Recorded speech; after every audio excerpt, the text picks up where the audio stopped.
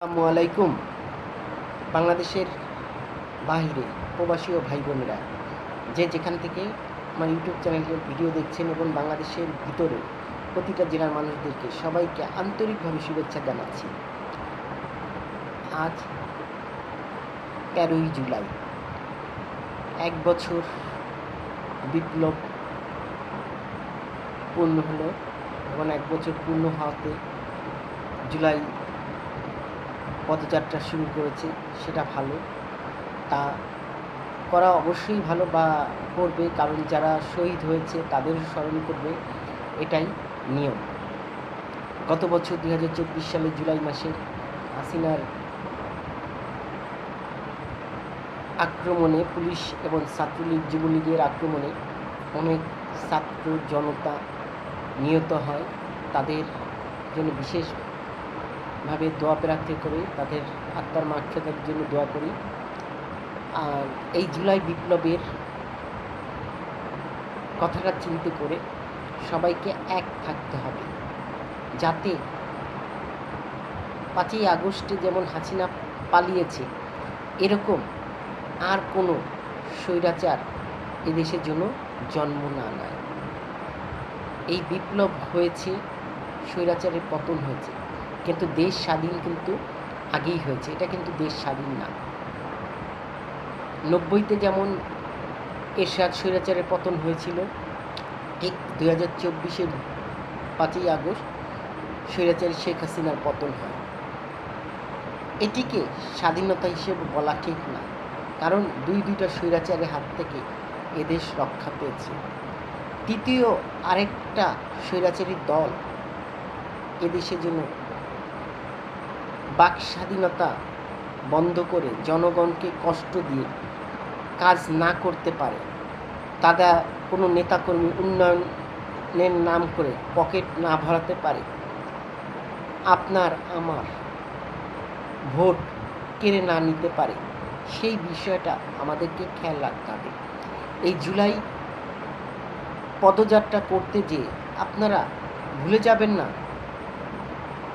স্বৈরাচারী হাসিনার মতো বা এরশাদের মতো স্বৈরাচারী দলের মতো আর কোনো দল এদেশে জায়গা যেন না পায়।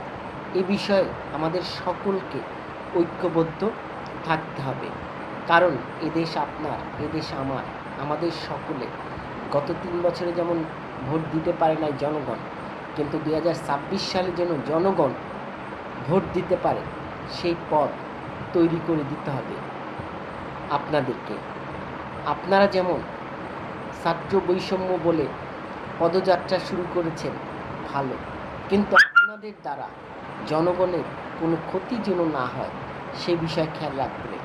কিছুদিন আগে বিএনপির যে যুবদলের এক ব্যবসায়ীকে খুন করেছে, এটি একটি মর্মান্তিক দৃষ্টান্তভাবে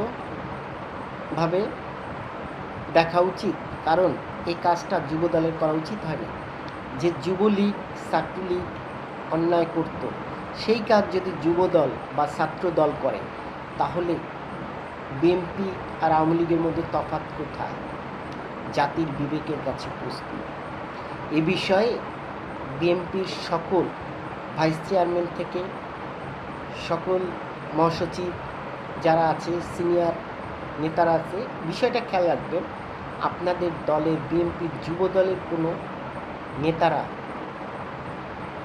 ছাত্র দলের নেতারা আওয়ামী লীগের মতন কোনো খারাপ কাজ যেন না করে, সিন্ডিকেট ব্যবসা চাঁদাবাজের সাথে জড়িত না থাকে। এদেশকে সুন্দরভাবে সাজাতে সবাইকে ঐক্যবদ্ধভাবে এগিয়ে আসতে হবে। জাতি ধর্ম বর্ণ নির্বিশেষে সকলকে একসাথে কাঁধে কাঁধ মিলে কাজ করতে হবে। জামাতের মধ্যেও কিছু কিছু খারাপ কাজ করছে, সেখান থেকে বেরিয়ে আসতে হবে। বর্তমানে ইসলামিক দল হওয়া উচিত একটা, সকল ইসলামিক দল একটি হওয়াই ভালো, কারণ আল্লাহ এক এবং অদ্বিতীয়। এখানে ইসলামিক দলে কোনো ভেদাভেদ না করাই ভালো। আপনাদের উদ্দেশ্যে এবং প্রিয় দেশবাসী, আপনাদের উদ্দেশ্যে আমি আজ আমার চ্যানেলের মাধ্যমে আপনাদেরকে এটি আমি বুঝাতে চাচ্ছি, আসুন এদেশ আপনার, এদেশ আমার, সকলে মিলে অন্তর্বর্তী সরকারকে আমরা সহযোগিতা করি। যে নিয়ম আইনের আওতায় আসবে সেটি মেনে চলি, আইন অমান্য করব না, এটি সকলেই খেয়াল রাখব।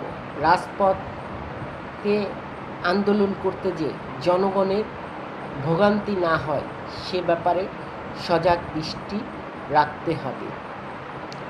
মিছিল, মিটিং, সমাবেশ করবেন, কিন্তু জনগণের ক্ষতি করে নয়। জনগণের ক্ষতি করে কোনো কিছু করলে জনগণ আপনাকে ভালো চোখে দেখবে না। আপনার উচিত জনগণের মঙ্গলের জন্য কাজ করা। জনগণের ভোগান্তি হবে এমন কিছু করবেন না। আসুন সকলের কাছে আবারও বলবো, সুন্দরভাবে দেশকে পরিকল্পিতভাবে সাজাতে এগিয়ে আসতে হবে। এবং 1 বছর পূর্ণ হবে 5ই আগস্ট স্বৈরাচারী হাসিনার পতন। এখান থেকে আপনারা সবাই ঐক্যবদ্ধ হন, আর কোনো স্বৈরাচারী দল এদেশে শাসন না করতে পারে, এ বিষয়ে খেয়াল রাখতে হবে।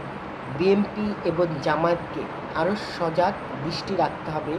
তার দলের কোনো নেতাকর্মী খারাপ কাজ করলে সাথে সাথে তাকে বহিষ্কার এবং আইনের আওতায় নিয়ে যেতে হবে। তাহলেই আবার বিএনপি জনগণের ভোট পাবে। আর বিএনপির নেতাকর্মীরা যদি খারাপ কাজ করে, জনগণ কিন্তু তাদেরকেও ভোট দিবে না। বিষয়টি মাথায় রাখবেন। ভালো থাকুন, সুস্থ থাকুন। যেখানে সেখানে ময়লা আবর্জনা ফেলবেন না, যেখানে সেখানে ধূমপান করবেন না, ধূমপানকে না বলুন।